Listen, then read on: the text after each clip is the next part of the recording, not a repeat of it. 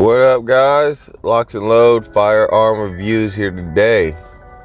Alright guys, we got a gun rant, 3-part gun rant. Alright, so the first one, let's get into it.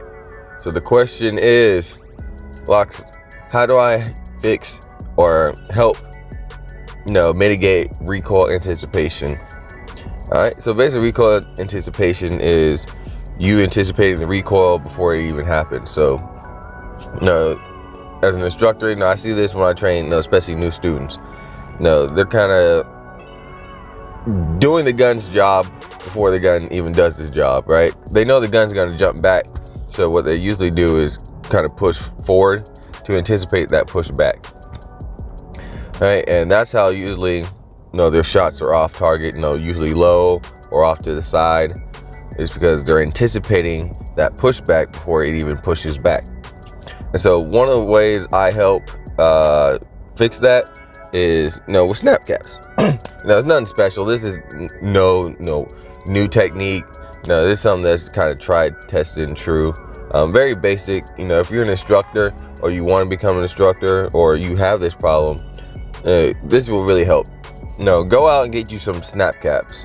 At least 5, but you probably want to have closer to 20.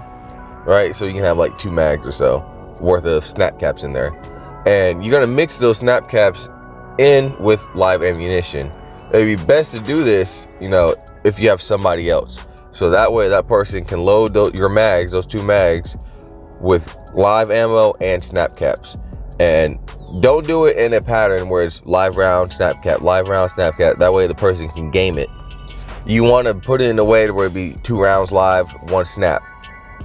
Or 1 round live, 2 rounds snap, 1 live, 1 snap, 1 live, snap, snap, live, live, snap, live, snap, live. Right? You can mix it up to where the person can't game it. And so now when they're shooting, every time they come out of the holster, whether that gun goes bang or not, they have to focus on their presentation, how they draw, their grip, their draw, where they're putting their finger on the trigger, the amount of pressure they're using to pull that trigger straight back, and how they're focusing on that sight picture, and they're able to pull the trigger back and not disturb that sight picture and not anticipate that recoil and jerk. And so that is one of the kind of like tried, tested, and true ways that instructors really help new shooters get over recoil anticipation. Because when you're doing that, you don't know if that gun's going to go bang. So every time you come out, you have to do your fundamentals perfect. You have to do your fundamentals perfect. You have to do your fundamentals perfect. And so that's really kind of, especially for me, that's kind of how I got better with recoil anticipation and not jumping before the gun goes off. So that's a quick little tip to help with recoil anticipation. Load up some mags, or have your friend load up your mags with a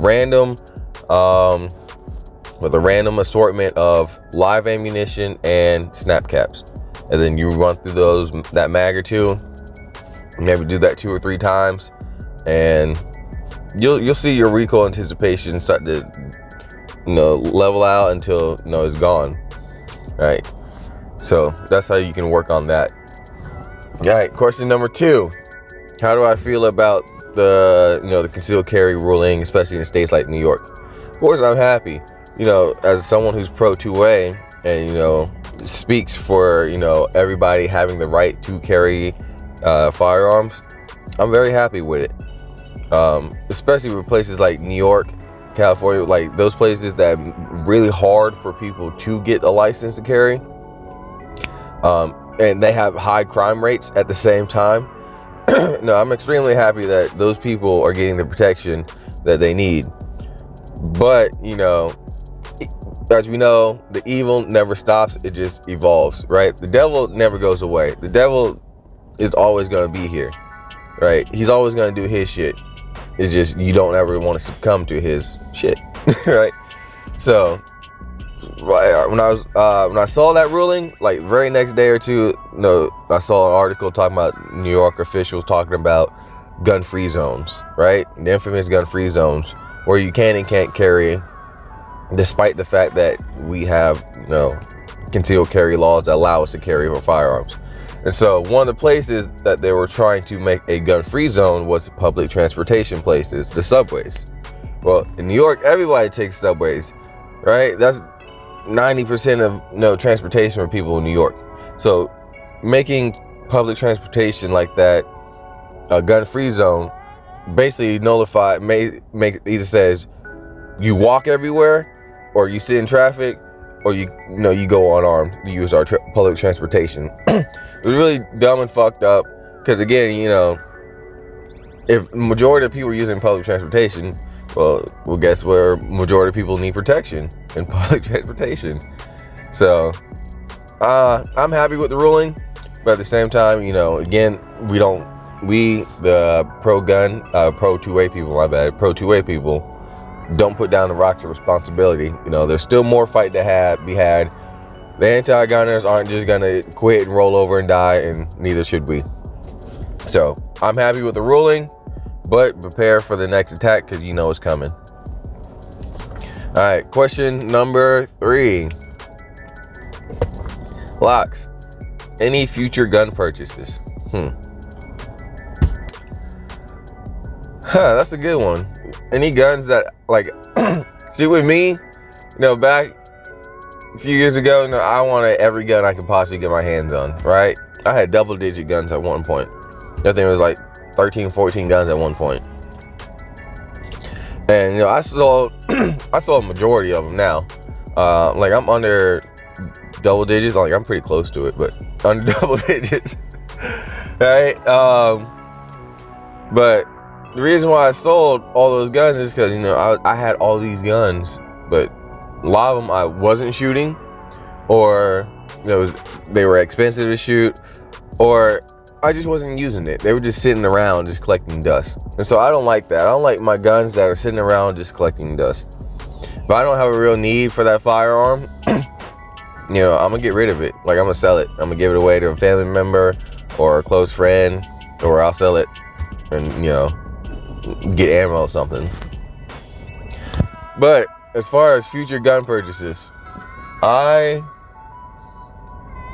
can't really say I have anything on the top of my head that's I'm just jonesing to buy right now, because I feel like I got pretty much everything. I got my CCW pistol, my little compact pistol. I guess if I bought any gun, it would either be a bolt action. Okay. Now y'all got me thinking. All right, it would either be a bolt action rifle, 308, or 6.5, a revolver, something like a small pocket 357 Magnum, like the Cashapp Rhino. All right, that's the one I'm actually talking about. The Cashapp Rhino 357. I low-key want that.